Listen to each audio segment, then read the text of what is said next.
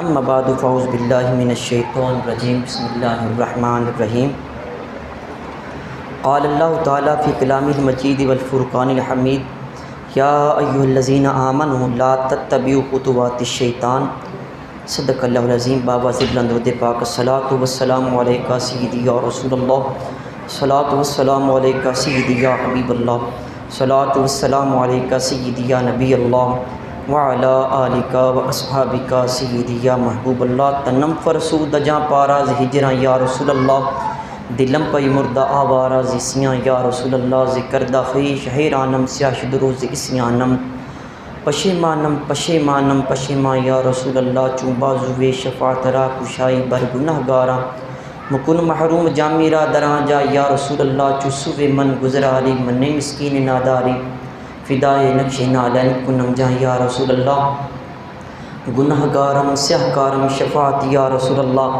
خراب و خستہ و خارم شفاعت یا رسول اللہ، تو غنی از ہر دو عالم مم فقیر، روز محشر عذرہائے مم پذیر، گر تمی بینی حساب ناگزیر، از نگاہ مصطفیٰ پنہا بگیر، میری زندگی کا مقصد تیرے دین کی سرفرازی، میں اسی لیے مسلمان، میں اسی لیے نمازی۔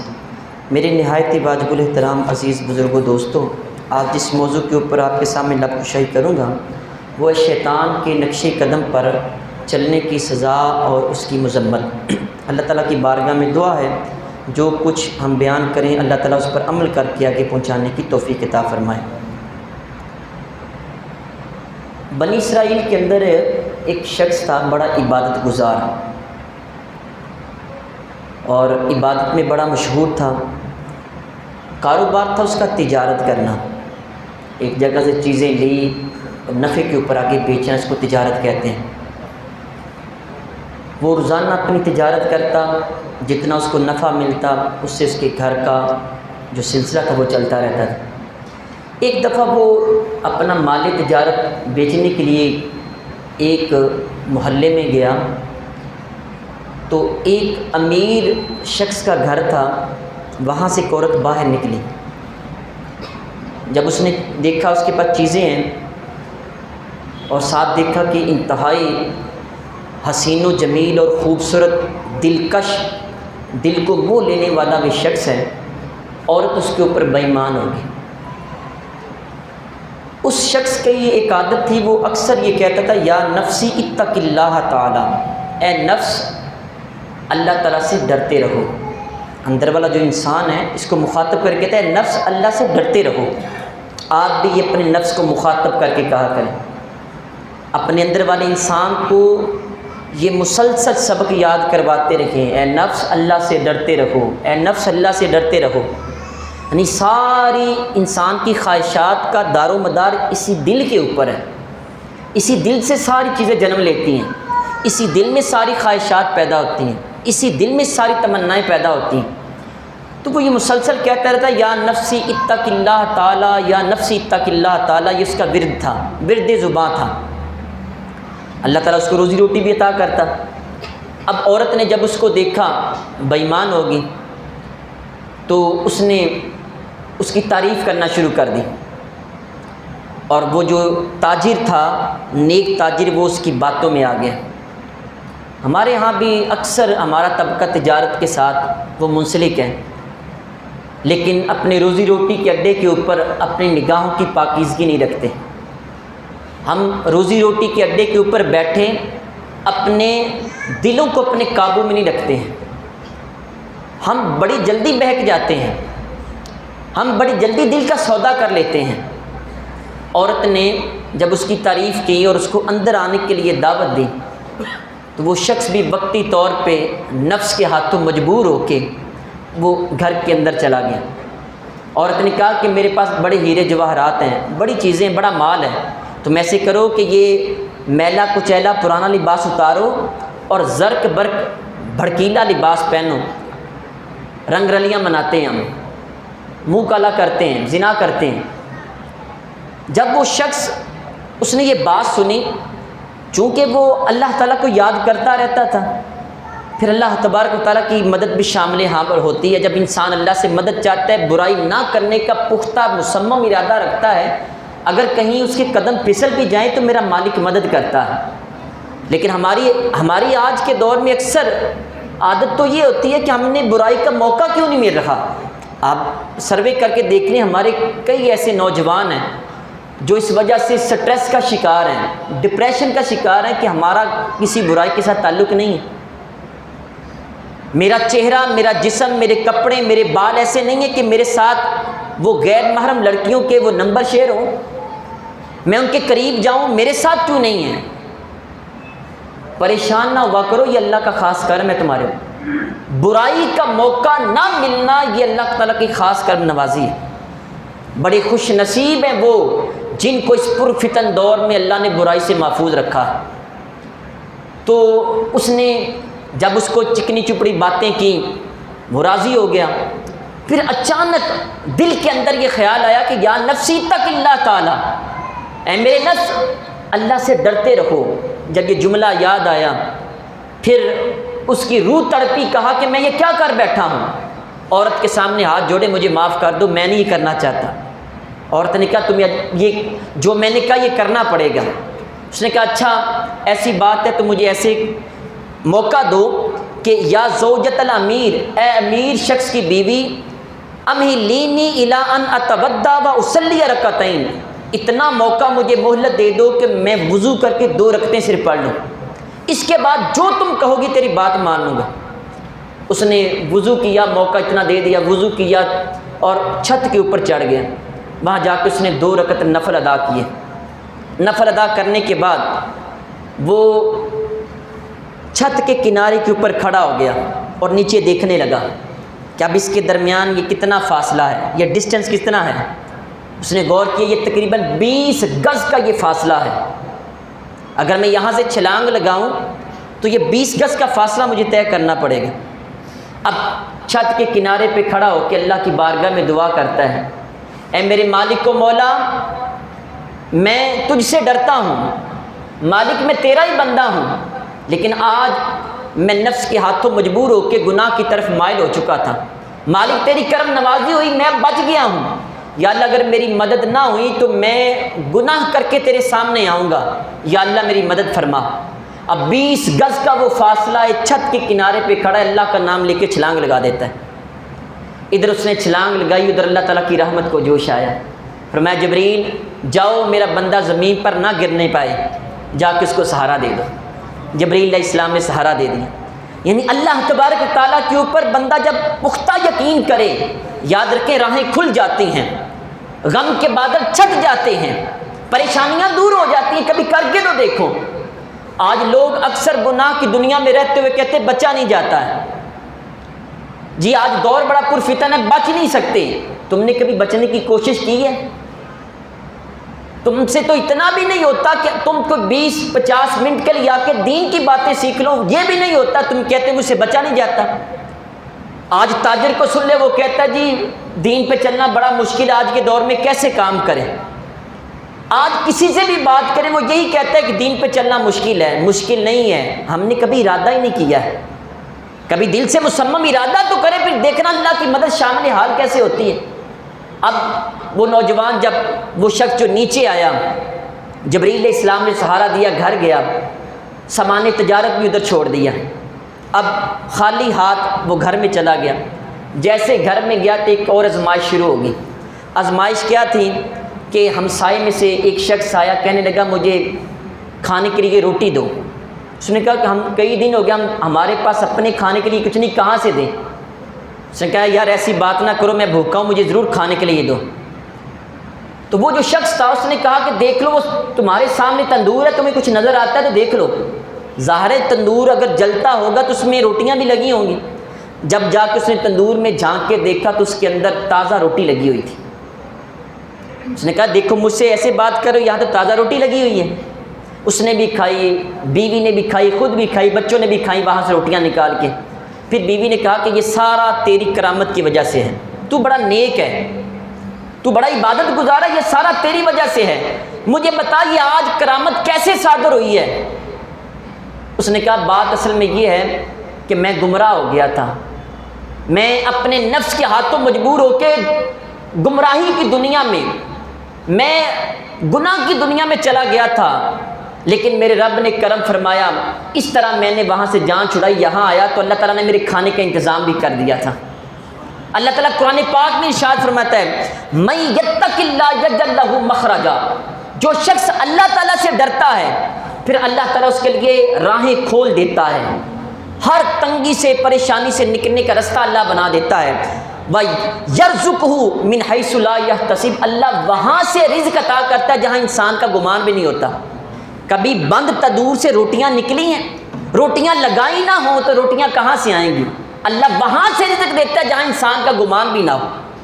آئیں اپنی زندگی میں توبہ استغفار کو لازم کریں، اللہ تعالیٰ سے معافی مانگ کریں۔ یہ معافی مانگنا، استغفار کرنا، یہ ذکر ہی نہیں، یہ ایک عبادت ہے۔ عبادت کے طور پہ استغفر اللہ ذکر کے۔ میں آپ سے عرض کروں، اگر کوئی شخص یہ کہتا ہے کہ آج مہنگائی کا دور ہے، میرے پاس کاروبار نہیں ہے، مسلسل وہ 24 گھنٹے استغفر اللہ کا ذکر کرے، دیکھنا کاروبار بھی ملے گا۔ کوئی کہتا ہے رزق میں برکت نہیں ہے، برکت آئے گی، استغفر اللہ کا ذکر کرے۔ حضور صلی اللہ علیہ وسلم نے فرمایا، من لازم الاستغفار، جو استغفار کو لازمی کر لے، 3 کام اللہ تعالیٰ اس کے لیے کرتا ہے۔ نمبر 1، جعل اللہ لہ مخرجا، اللہ تبارک و تعالیٰ ہر تنگی سے نکلنے کا رستہ بنا دیتا ہے، جتنی بھی تنگیاں ساری دور ہو جاتی ہیں، رستے بن جاتے ہیں۔ نمبر 2 فرمایا، من کل ہم فرجا، ہر غم سے اللہ تعالیٰ اس کو نجات عطا کر دیتا ہے، غم بھی دور ہو جاتے ہیں، تنگیاں بھی دور ہو جاتی ہیں۔ اور نمبر 3، وَرَزَقَهُ مِنْ حَيْثُ لَا يَحْتَسِبُ، اللہ اسے وہاں سے رزق عطا کرتا ہے جہاں اس کا وہم و گمان بھی نہیں ہوتا ہے۔ وہ ہمارے ایک دوست تھے، تو اللہ تعالیٰ کیسے رزق میں برکت عطا کرتا ہے، کبھی ہم غور کریں اس پہ۔ تو انہوں نے ایک موٹر سائیکل لی 12,000 روپے کی، 12,000 کی کوئی موٹر سائیکل تو نہیں آتی، چلتی ہوئی انہوں نے موٹر سائیکل ایک چائنا کی لے لی۔ تو وہ بتانے لگے کہ اللہ تعالیٰ نے کیسی برکت عطا کی، 1 سال تک موٹر سائیکل پنکچر ہی نہیں ہوئی ہے۔ اللہ تعالیٰ ایسے کرتا ہے۔ آپ کبھی رب کی راہ پہ چل کے دیکھیں، آپ کی موٹر سائیکل خراب نہیں، گاڑی خراب نہیں ہوگی، سواری آپ کی خراب نہیں ہوگی، کبھی آپ کے چھوٹے موٹے سینٹری کے کام نہیں نکلیں گے، کبھی آپ کی چھتوں سے پانی نہیں ٹپکے گا، آپ ککھوں کی جھگیاں میں بھی بیٹھے ہیں، اللہ تعالیٰ وہاں بھی آپ کی حفاظت فرمائے گا۔ کبھی کر کے تو دیکھیں، اللہ کے ساتھ اپنا تعلق جوڑ کے تو دیکھیں، پھر دیکھنا اللہ تعالیٰ کرم فرماتا ہے، وہاں سے رزق دیتا ہے۔ گھر میں کوئی بچہ بیمار نہیں ہوگا۔ کئی یہاں پہ غریب شخص ایسے آپ کو نظر آئیں گے کہ جنہوں نے کئی مہینے سال ہو گئے کبھی ایک پیناڈول گولی بھی نہیں کھائی ہے، بیمار ہی نہیں ہوئے۔ اگر ہو بھی جاتے ہیں، ایک گولی لیتے ہیں وہاں دکان سے 2 روپے کی، اللہ تعالیٰ شفا عطا کر دیتا ہے۔ دوسری طرف ایک شخص وہ ہے جو حرام حلال کی تمیز کیے بغیر دولت کے ڈھیر اور انبار لگائے ہوئے ہیں، اور وہ ہر وقت پریشانی، اتنی گولیاں رات کو کھا کے ٹھنڈے کمرے میں سوچتا ہے، ٹھنڈی گاڑی میں سفر کرتا ہے، اور ٹھنڈے کمرے والے دوستوں کے پاس وہ رہتا ہے، لیکن رات کو نیند پھر نہیں آتی۔ جی آج رات 12 بجے مجھے 1 گھنٹہ نیند آئی، اس کے بعد نیند ہی نہیں آئی، اور اوپر سے اس کے اوپر عذاب یہ کہ اللہ تبارک و تعالیٰ کی بارگاہ میں سجدہ کرنے کی توفیق بھی نہیں ملتی اس کو۔ عزیز سامعین محترم، جو شخص توبہ استغفار کو لازمی پکڑتا ہے، پھر اللہ تبارک و تعالیٰ اس کے اوپر کرم کرتا ہے۔ اور یاد رکھیں کہ اللہ تبارک و تعالیٰ وہ دور نہیں ہے، بڑا قریب ہے۔ نحن اقرب الیہ من حبل الورید، اللہ شارک سے بھی زیادہ قریب ہے۔ کبھی اللہ کو پکار کے تو دیکھیں نا، ہم تو بہت دور چلے گئے، ہم نے سمجھا شاید اللہ مسجد میں ہے، نہیں یار، اللہ مسجد میں نہیں ہے، اللہ تو شارک سے بھی زیادہ قریب ہے۔ آپ کے اوپر پریشانی، اپنے رب کو پکاریں، پریشانی بڑی جتنی مرضی ہو اس کو بتایا کریں، میرا رب بھی بڑا ہے، میرا رب بہت بڑا ہے، سب سے بڑا ہے، وہ بڑا کرم نواز ہے۔ میرے کریم آقا صلی اللہ علیہ وسلم میں حدیث قدسی ہے، فرمایا انا عند ظن عبدی بی، میرا بندہ جیسا میرے بارے میں گمان رکھتا ہے میں اس کے گمان کے مطابق اس سے برتاؤ کرتا ہوں۔ آپ نے بڑے بندوں کو سنا ہوگا، ان کا جو کیچ ورڈز ہیں، تقیہ کلام یہ ہوتا ہے اللہ خیر کرے گا، ان کی اتنی بڑی پریشانی اتنی سی بن جاتی ہے۔ اور کچھ لوگ ایسے ہیں کہ اتنی سی پریشانی ایکسپینڈ ہو کے بہت بڑی بن جاتی ہے، وہ سنتے یہ بہت بڑی ہے، اور جو اللہ کا بندہ ہوتا ہے وہ پریشانی کو بتاتا ہے میرا رب بہت بڑا، کہ جتنی مرضی بڑی آ گئی تو کیا ہوگا۔ جیسا اللہ کے بارے میں گمان کرو گے ویسا اللہ تعالیٰ کو اپنے سامنے پاؤ گے۔ میرے کریم آقا صلی اللہ علیہ وسلم نے فرمایا انا ماؤ اذا ذکرنی، جب بندہ مجھے یاد کرتا ہے تو مجھے اپنے ساتھ پاتا ہے۔ اللہ بالکل قریب ہوتا ہے جب انسان اللہ کو یاد کرتا ہے۔ پھر فرمایا فَإِن ذَكَرَنِي فِي نَفْسِهِ ذَكَرْتُهُ فِي نَفْسِي، جب میرا بندہ مجھے اپنے دل میں یاد کرتا ہے تو میں بھی اپنے بندے کو اپنے دل میں یاد کرتا ہوں۔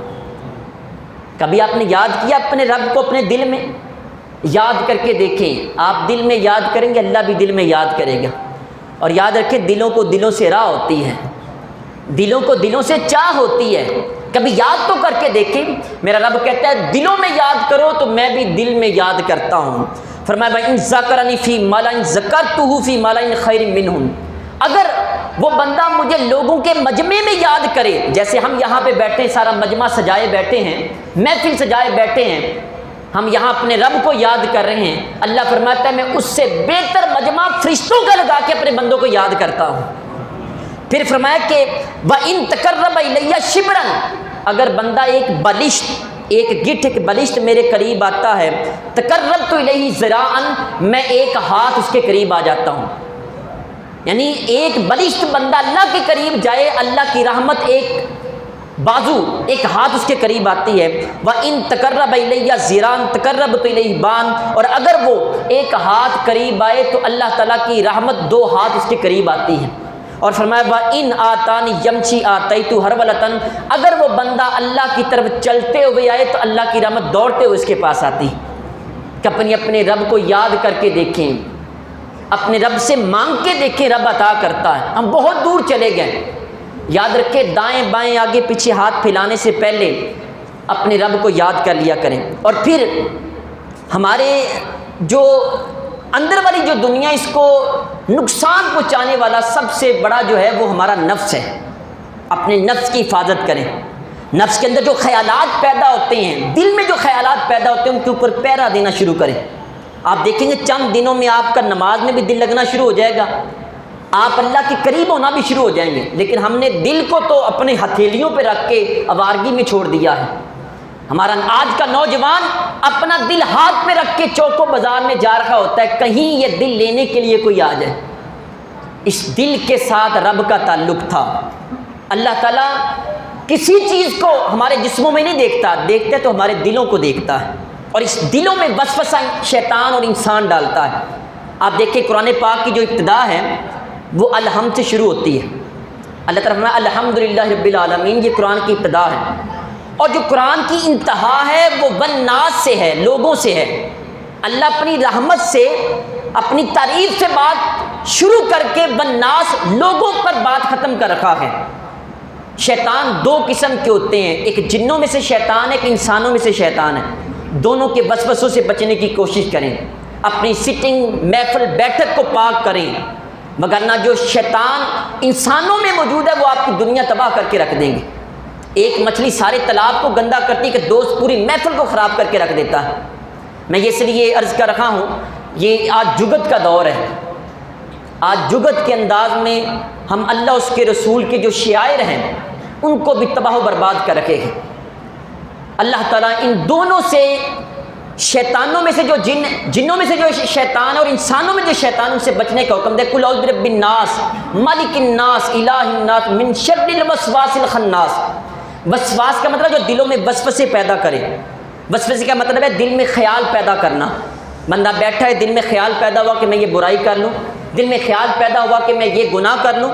یہ جو خیال کا پیدا ہونا ہے، یہ جو شیطان ہے یہ دل میں خیال پیدا کرتا ہے، اس کو وسوسہ کہتے ہیں۔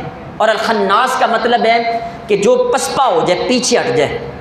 آپ کے دل میں خیال پیدا ہوا کہ میں گناہ کرنے لگا ہوں، گناہ کا دل میں خیال پیدا ہوا، اور پھر بندہ رب کا خوف پیدا ہوا، بندہ کہتا ہے نہیں میں نے نہیں کرنا، وہ شیطان پیچھے ہٹ جاتا ہے۔ خناس کا مطلب ہے جو پسپا ہو جائے، وہ پیچھے ہٹ جائے، پیچھے ہٹ جائے، پھر انسان اپنے کام میں لگ جائے، پھر وہ دوبارہ آ کے حملہ کرے، پھر دوبارہ اس کے دل میں کچوکا لگاتا ہے یہ کام کر لے، یہ کر لے، یہ کر لے، برائی کر لے، کون دیکھ رہا، دو نمبری کر لے، جھوٹ بول لے، غیبت کر لے، چگلی کھا لے، جو تم نے کرنا ہے کر لو، کون دیکھ رہا ہے۔ آخر انسان جب وسواس اور خناس کے حملوں سے بچ نہیں پاتا ہے، پھر گمراہ ہو کے رہ جاتا ہے۔ یہ دلوں کے اندر یہ وسوسے پیدا کرتے ہیں۔ من الجنۃ والناس، کچھ شیطان جنوں میں سے ہیں، کچھ شیطان انسانوں میں سے ہیں۔ اپنے ارد گرد جو شیطان صفت لوگ ہیں ان سے بھی بچنے کی کوشش کرو، شیطانوں سے بھی اللہ کی پناہ مانگے۔ عزیز سامعین محترم، میرے کریم آقا صلی اللہ علیہ وآلہ وسلم کی بارگاہ میں ایک مرتبہ شیطان حاضر ہوا۔ حضور صلی اللہ علیہ وآلہ وسلم کے پاس اللہ تعالیٰ نے شیطان کو بھیجا اور کہا کہ جاؤ میرے محبوب کے پاس چلے جاؤ اور جا کے جو بھی میرا محبوب تم سے سوال کرے تم نے جواب دینا ہے۔ شیطان انتہائی ضعیف شخص کی شکل میں حضور علیہ السلام کے پاس آیا۔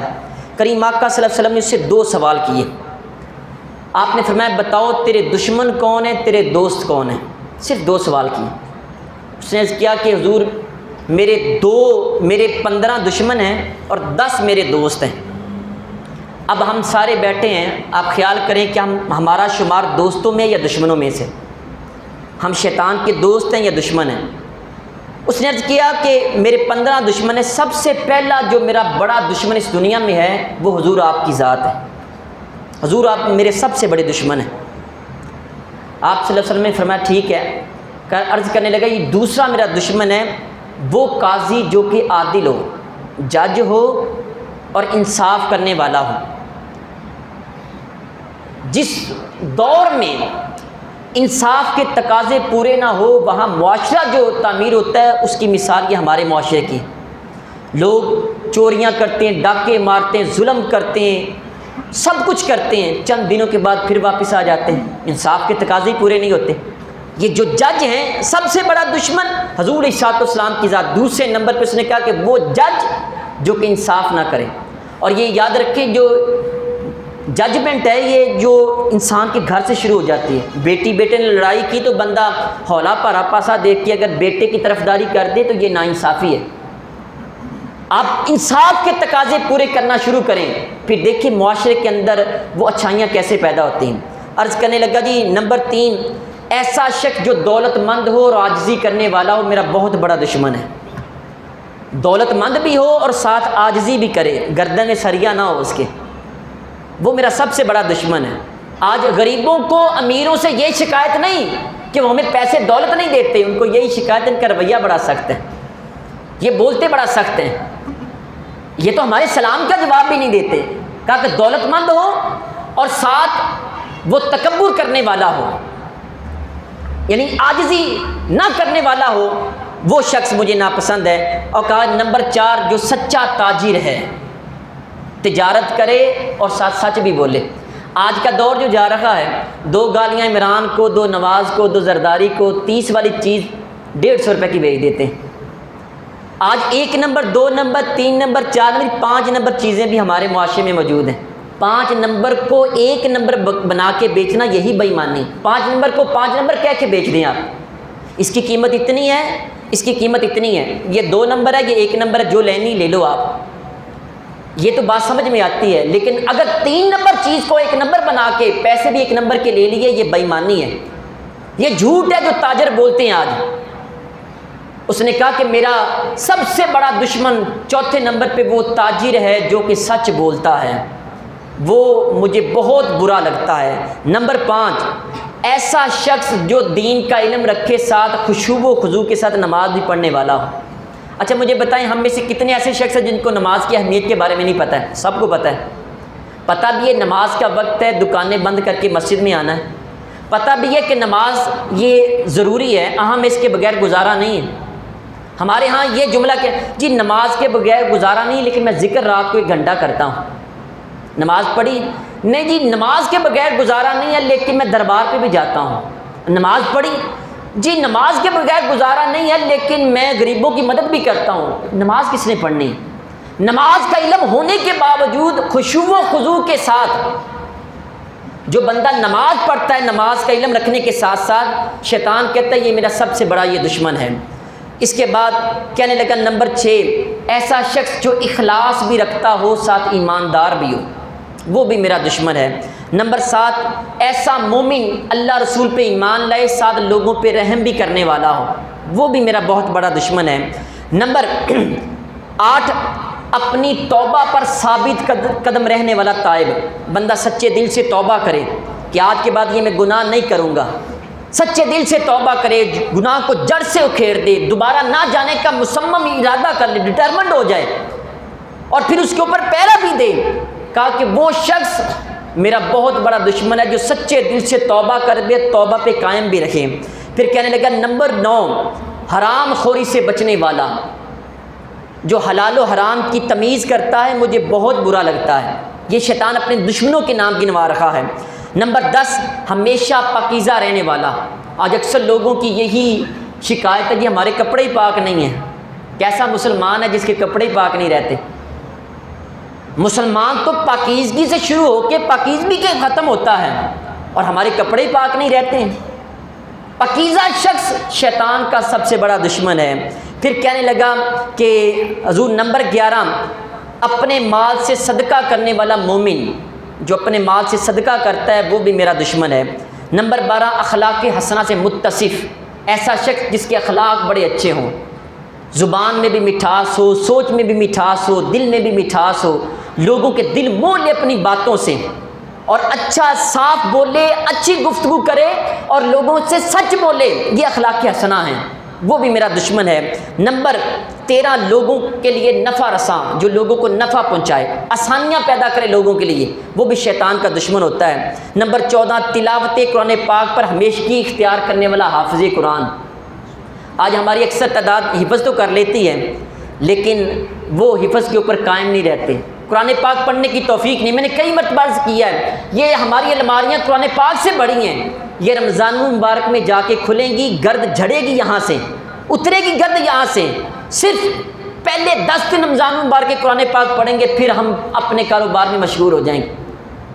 شیطان کے دشمنوں کی تعداد 15 ہیں.